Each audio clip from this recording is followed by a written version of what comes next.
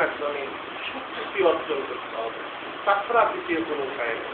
এই জন্য শ্রীমদ্ ভাগবতের প্রথম স্কন্ধের দ্বিতীয় অধ্যায়ে স্পষ্টভাবে বলছে, সেখানে কি বলছে, মত ভক্তের প্রীতিবিধান হবে, মত ভক্তের সন্তুষ্টি বিধান হবে, মত ভক্তের সেবাকৃতি হলে হৃদয়ের সমস্ত পবিত্রতা দূরে যায়, চিত্ত পবিত্র হয়, তখন দিব্য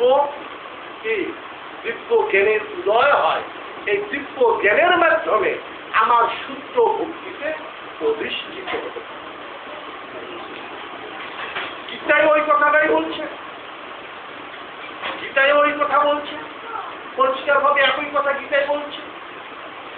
ভগবান শ্রীকৃষ্ণ ভাগবতে যে কথা বলছে, গীতাও এই কথা বলছে, একই কথা বলছে।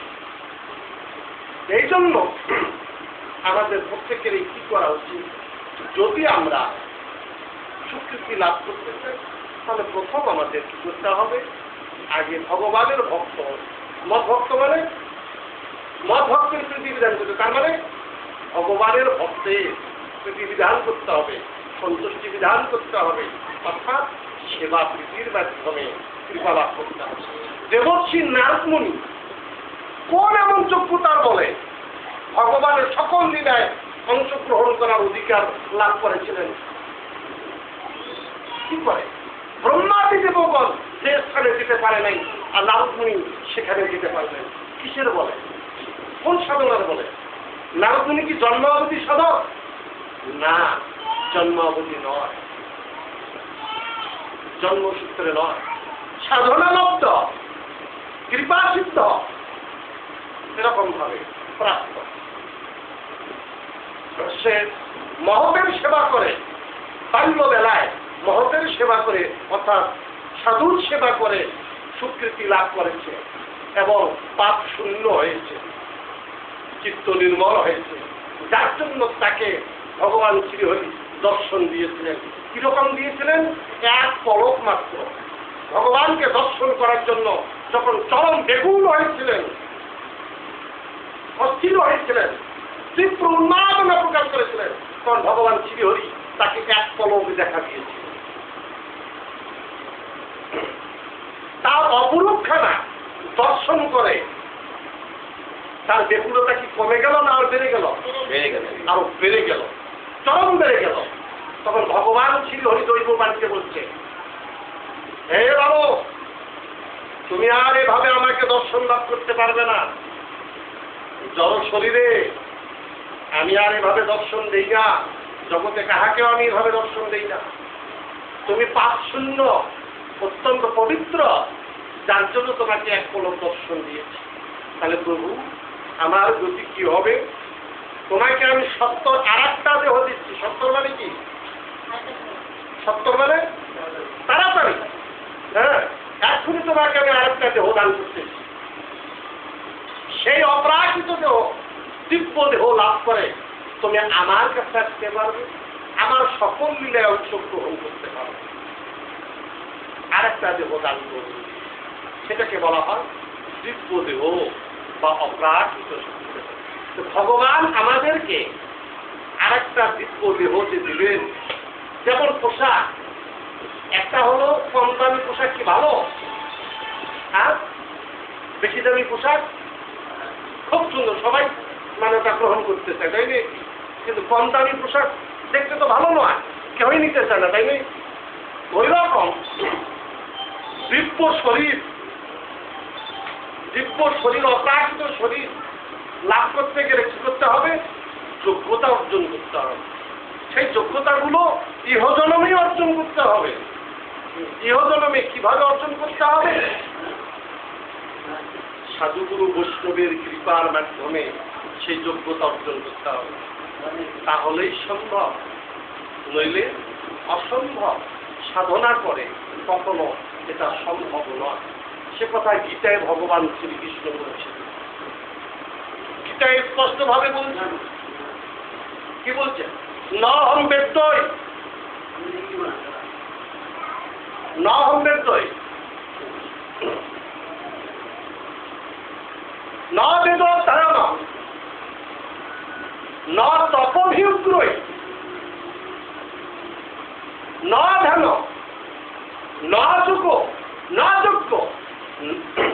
ন দানো ন ক্রিয়া বিগ্রহী। গীতা স্পষ্ট ভাবে এই কথাই আবার ভাগবতে কোথায় বললো?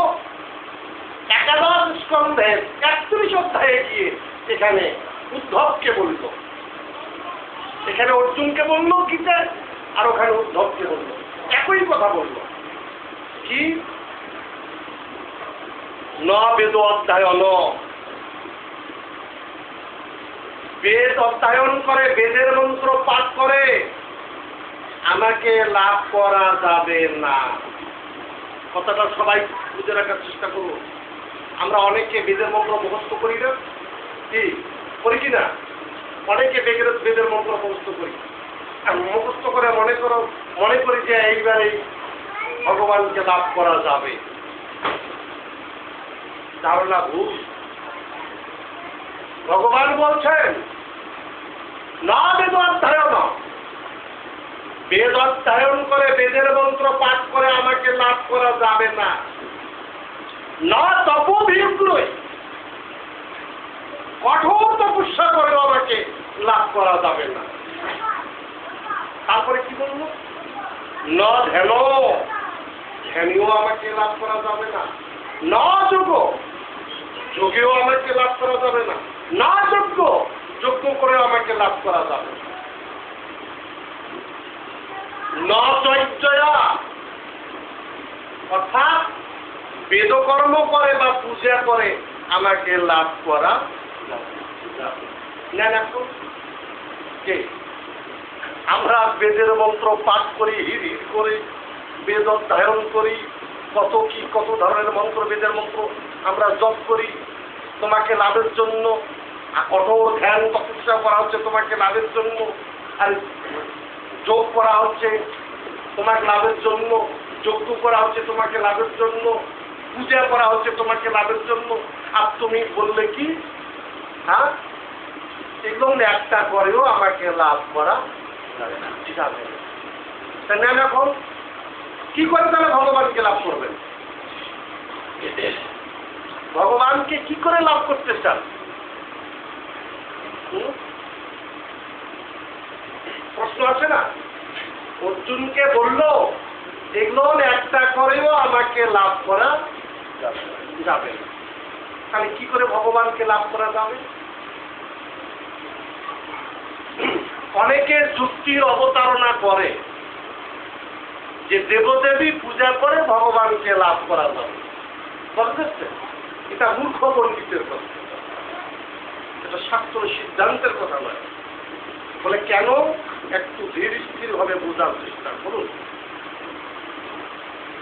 উপনিষদ বলছে আমি জ্ঞানাতীত, আমি ধ্যানাতীত, আমি যোগাতীত।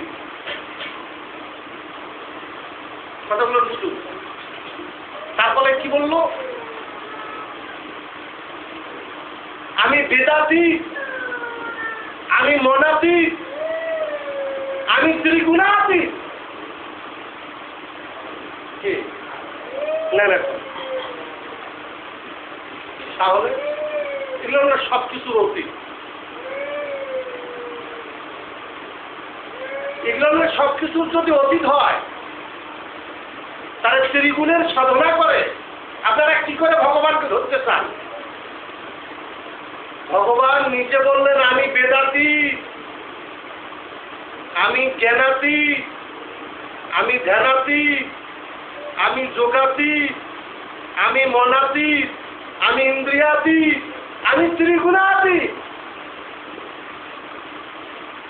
আমরা কেহ কেহ মনে করি বেদ পরে লাভ করা যাবে, কেহ কেউ মনে করি জ্ঞানের মাধ্যমে ভগবানকে লাভ করা যাবে, কেহ কেউ মনে করেন পূজা করে ভগবানকে লাভ করা যাবে। কিন্তু এখানে কি বলল কথাগুলো উপনিষদে? ত্রিগুণাতীত। দেবদেবী তো ত্রিগুণের মধ্যে, ত্রিগুণের সাধনা করে। কি করি আপনারা অপরাখিত জগতের ত্রিগুণাতীত ভগবানকে আপনারা লাভ করতে চান? গীতায় কি বলছে?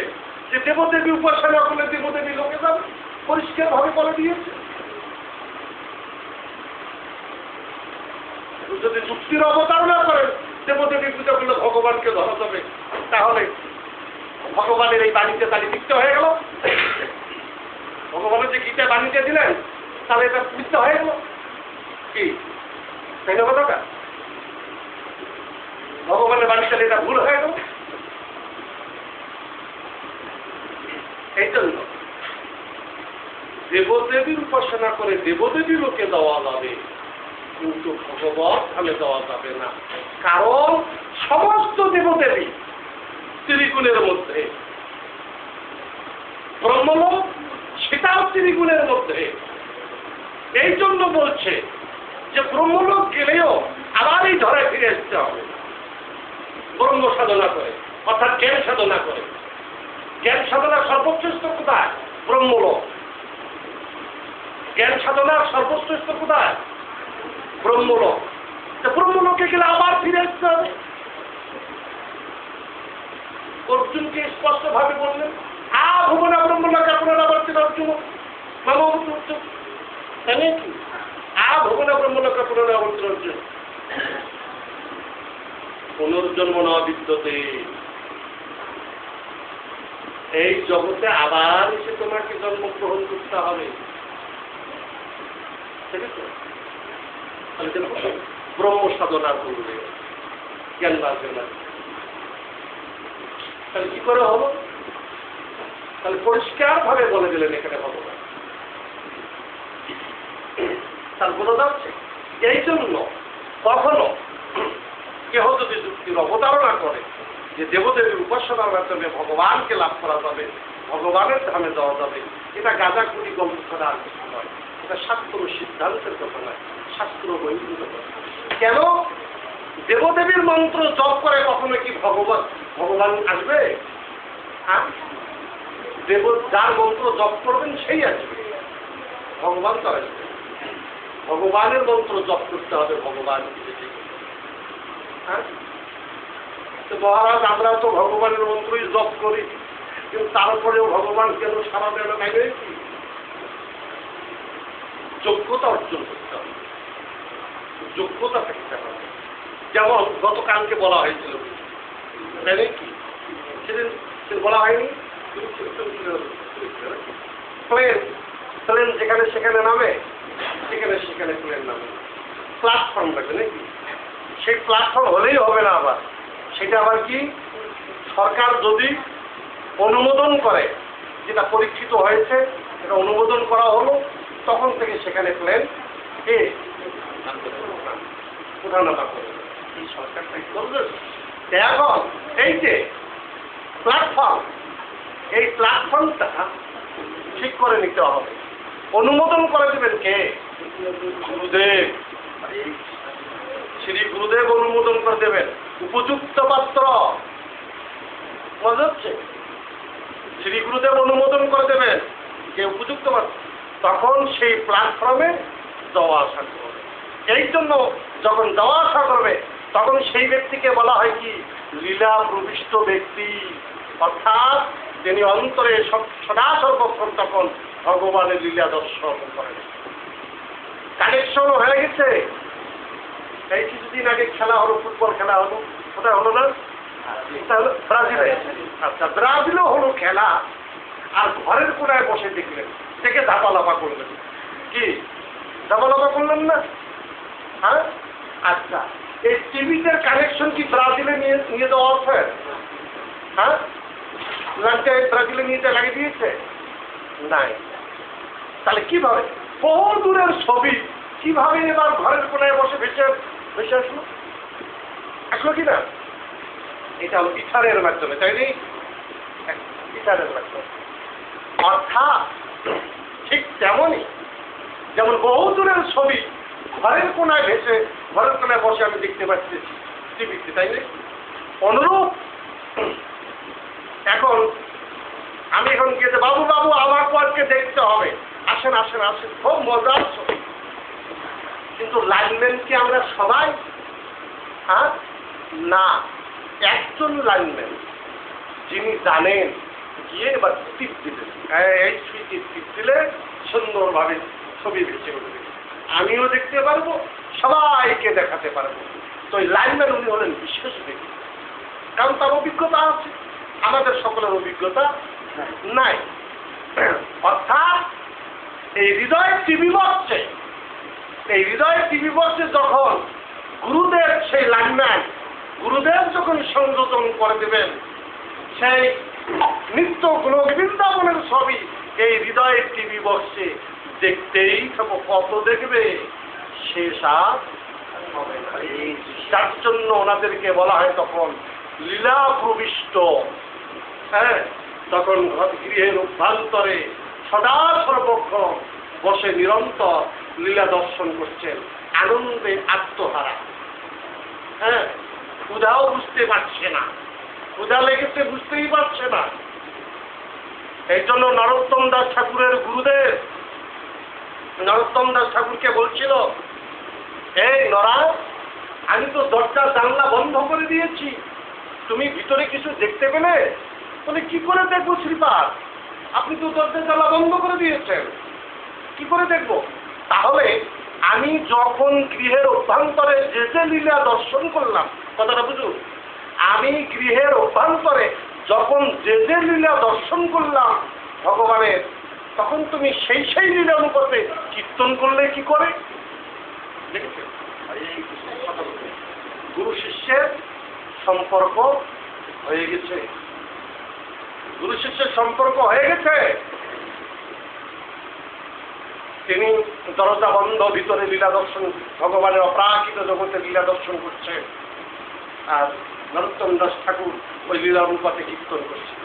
তাই বাহিরে এসে বলছে, নরা, তুমি কি ভিতরে কিছু দেখতে পেলে? কি করে দেখতে পাবো কৃপাল? বুঝছে? তখন এই গুরুদেবের চরণে পরে বলছে, এটা একমাত্র আপনার কৃপা বলে সম্ভব হয়েছে।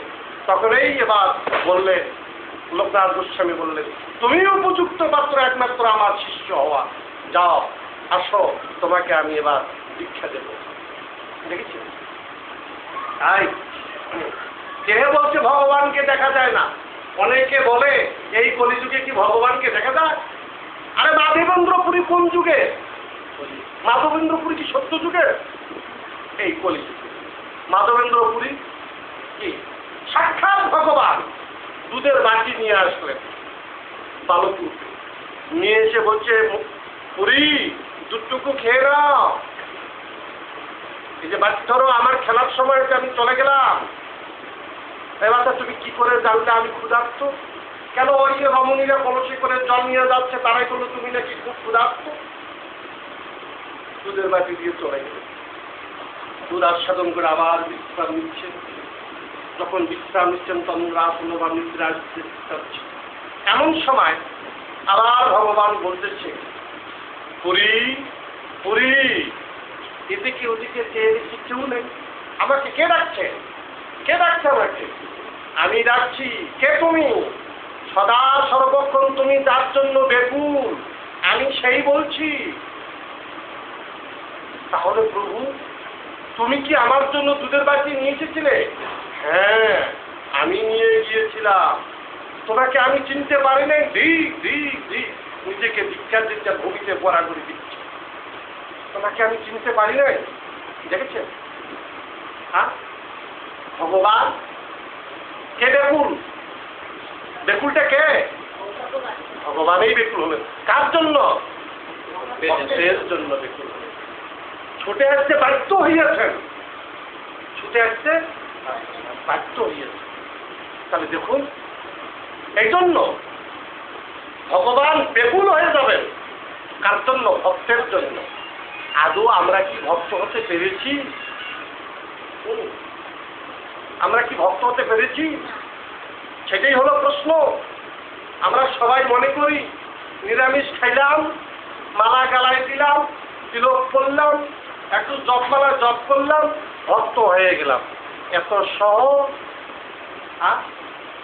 এত সহজ? শুনেন, ভক্ত তো দূরের কথা, ভক্তি অর্জন করা সুদূর পড়া হতো,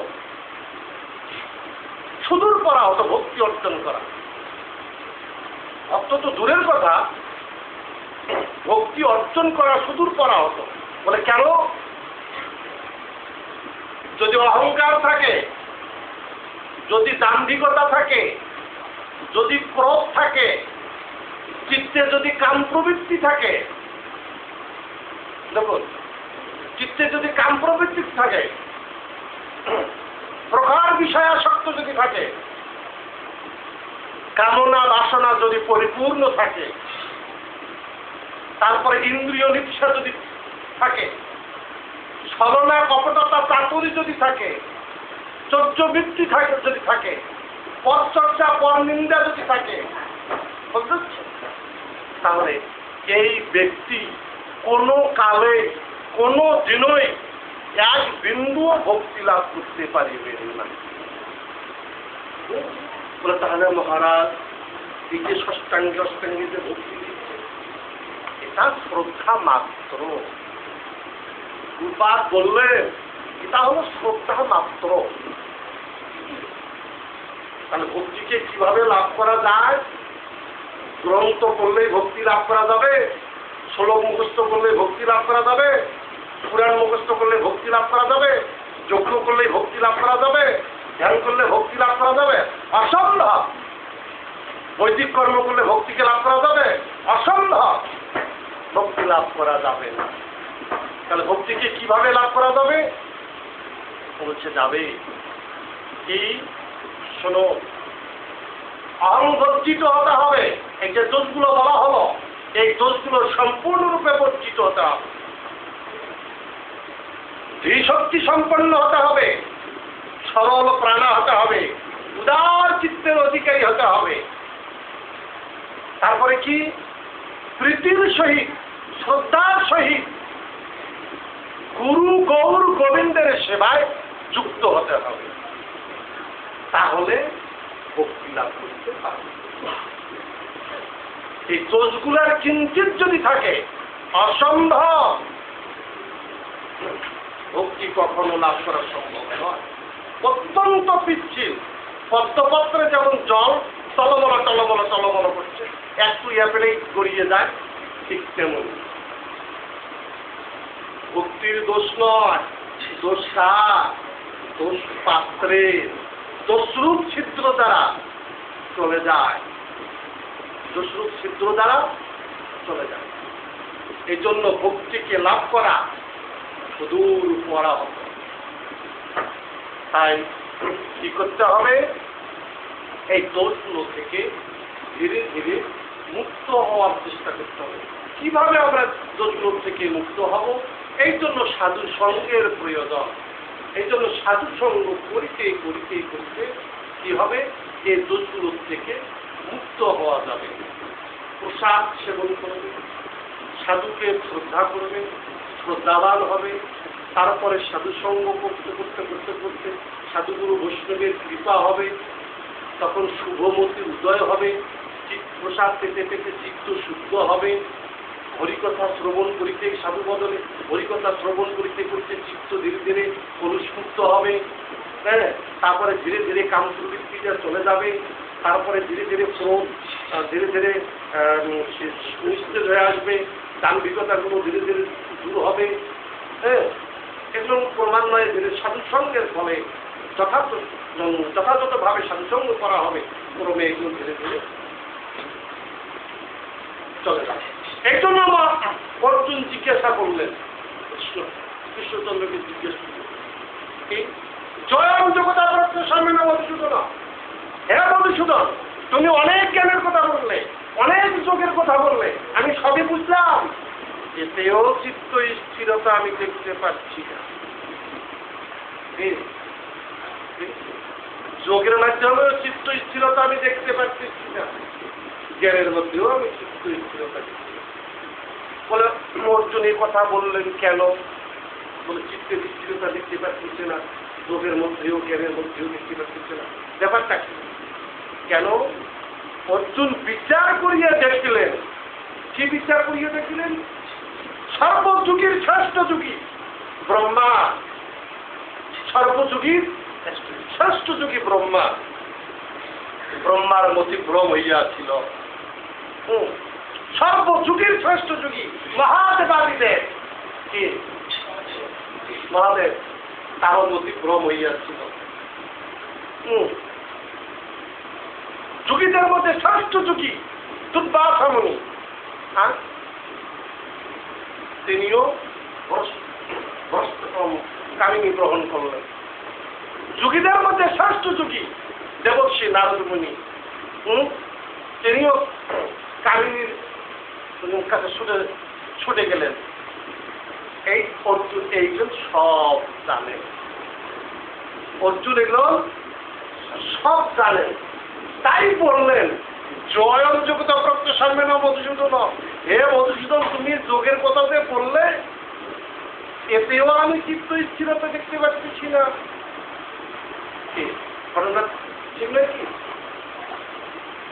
আমি শুধু ইঙ্গিত দিলাম, বিস্তারিত বললাম।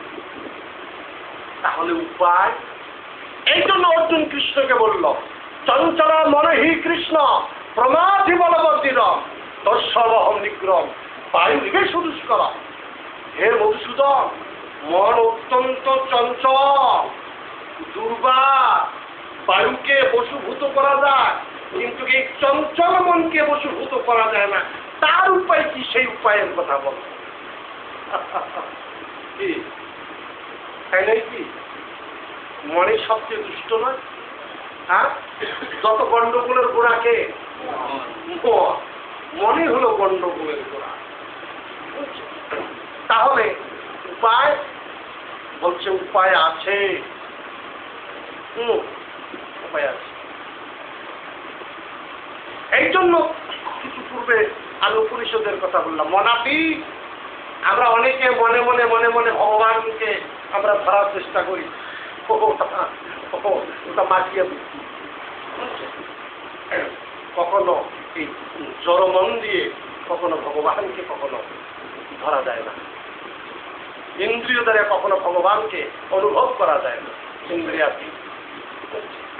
তাহলে এবার কিভাবে সম্ভব? বলছে অসম্ভব নয়, সম্ভব। কি? অভ্যাস কন্তে ক্রমশ অভ্যাস এবং ত্যাগের মাধ্যমে সম্ভব। এই জন্য আমাদের প্রত্যেকের কি করতে হবে? অভ্যাস করতে হবে। কি অভ্যাস? বদভ্যাস না সদভ্যাস? সদভ্যাস করতে হবে। কি সদভ্যাস করবেন? কোন সদভ্যাস করবেন? কোন সদভ্যাস? আমি মিথ্যা কথা বলিব না, ভালোভাবে শরীর পরিষ্কার রাখবো, এই সদভ্যাস না। ভগবত ভক্তির সদভ্যাস করতে হবে। কি? ভগবত ভক্তির সদভ্যাস করিলে চিত্ত নির্মল থাকবে, শান্ত থাকবে, বিক্ষিপ্ত হবে না। চিত্তকে কে বিক্ষিপ্ত করে? মনে চিত্তকে বিক্ষিপ্ত করে। এই জন্য আমাদের কি দরকার? এই ছেলে মেয়েদেরকে আমরা ছোটবেলা থেকে কোনো অভ্যাস করাইনি, এরা একটু বড় হয়ে গেছে। কি? এখন এরা শ্রদ্ধা কি বোঝে না, শ্রদ্ধা কি বোঝে না। এদের মন এখন চঞ্চল, অস্থির, বিক্ষিপ্ত। তাই এদেরকে কন্ট্রোল করা অত্যন্ত কঠিন, খুব কঠিন হয়ে যায়। এবং ছেলে মেয়ে এক পর্যায়ে এমন পর্যায়ে চলে যায়, না পারা যায় শাসন করতে, না পারা যায় কি মানে এমন অবস্থা, এমন একটা পর্যায়ে চলে যায়।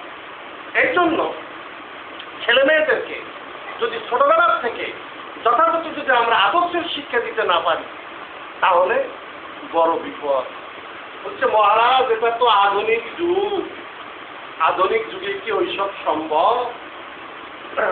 কিন্তু এরা জানে না যে আধুনিকতা যে কাকে বলে, এটা কিন্তু আদৌ জানে না। বলছি কেন আধুনিক মানে এইরকম এইরকম ভাবে চলতে হবে, তেমনি কি মুড থাকতে নানান রকম কিছু থাকতে হবে, নিত্য নতুন। আধুনিকতা বলতে যে কি বুঝায়, এটা আদৌ তারা নিজেরা বোঝে না। আধুনিকতা বলতে কি বোঝে জানেন? বেপরোয়াভাবে চলা, উচ্ছৃঙ্খলময় জীবনযাপন করা, এটা কি তারা বোঝে? কোনো ডিসিপ্লিনের প্রয়োজন নাই, এটাকেই মনে করে। কিন্তু আধুনিকতা বলতে যে সুসভ্যতা বোঝায়, এটা উপলব্ধি করে। সুসভ্যতা, সুসভ্যময় জীবনযাপন করা, এটা তারা বোঝে। তারা মনে করে যে আধুনিকতা বলতে এটা অত্যাধুনিকতার যুগ। আধুনিকতা বলতে কি? হ্যাঁ, উচ্ছৃঙ্খলতা, অসভ্যতা, বেপরোয়া জীবন অতিবাহিত করা, ডিসিপ্লিনহীন জীবন অতিবাহিত করা, এটা কি মনে করে? তাহলে সেই সমাজ কি করে উন্নত হবে? কি ভবিষ্যৎ কি বিপজ্জনক হবে না? হ্যাঁ, অবশ্যই বিপজ্জনক হবে। এই জন্য ছেলে মেয়েদেরকে ছোটবেলা থেকে যথার্থ আদর্শের শিক্ষা দিতে হবে।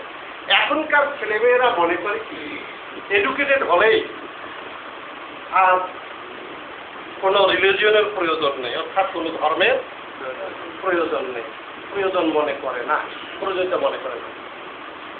কিন্তু ধর্মটাকে জীবনের সাথে গেঁথে নিতে হবে, এটা আদৌ মনে করছে।